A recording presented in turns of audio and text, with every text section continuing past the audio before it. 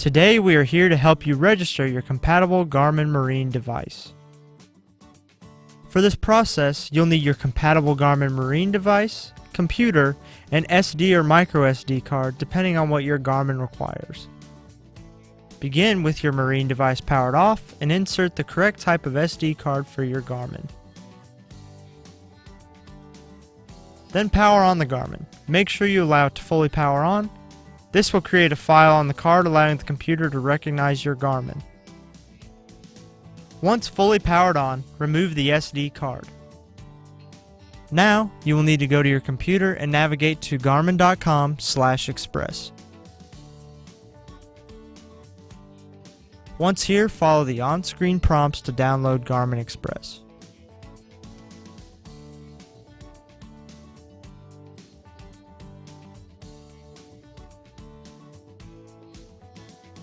Once the download is finished, open Garmin Express and click the plus icon. Then click Sign In. Right beside Have a Marine Device or Charts. Here, you can sign in to your Garmin account.